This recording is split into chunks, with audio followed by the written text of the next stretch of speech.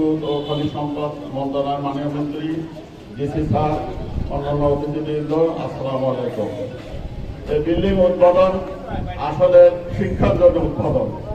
আপনারা জানেন চান্স আর চেঞ্জ এর মধ্যে পার্থক্য শুধু সিট জায়গাটি। চান্স পেতে হলে চেঞ্জ হতে হবে। এই বিল্ডিং এর উদ্বোধনের উদ্দেশ্য হলো স্টুডেন্টের মধ্যে চেঞ্জ আনতে হবে, চান্স পেতে হলে চেঞ্জ করতে হবে। আবার আন আর লানের মধ্যে পার্থক্য হলো শুধুমাত্র ইর জায়গায় এল লাগাতে হবে। আন ই কাটি দিয়ে সেখানে যদি এল লাগাতে লান হবে।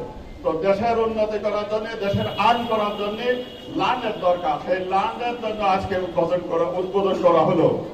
আমরা জানি যে সব মানুষের সময় 24 ঘন্টা, আমাদের মাননীয় প্রতিমন্ত্রীর সময় 24 ঘন্টা, আমারও সময় 24 ঘন্টা, আমাদের পিএম এর সময় 24 ঘন্টা। কিন্তু কিছু মানুষের সময় আছে 24 ঘন্টার বেশি। যেমন জোগাড়বাগ, আপনি ফেসবুক দেখছেন, সে ঘুমিয়ে রয়েছে, কিন্তু তার আয় কিন্তু আর্ন হয়ে যাচ্ছে। তার সময় কিন্তু 24 ঘন্টার অনেক বেশি।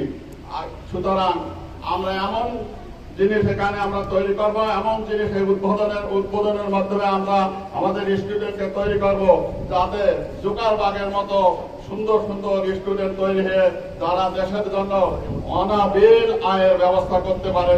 সেই ব্যবস্থা করার জন্য এই উদ্বোধনের ব্যবস্থা করা হয়েছে। সবশেষে মাননীয় মন্ত্রীর কাছে আমার ছোট্ট একটা আবেদন, সেটা হলো এই স্কুলের স্টুডেন্ট সংখ্যা মাত্র 1998 জন। আমাদের একটা হল রুম আছে, মাত্র 250 থেকে 300 জন ছাত্রী বসতে পারে। মন্ত্রীর কাছে আমার সবিনয় হলো যে আমরা যেন 3000 স্টুডেন্ট বসতে পারি, এরকম একটা অডিটোরিয়াম যেন উনি আমাদের ব্যবস্থা করে দেন।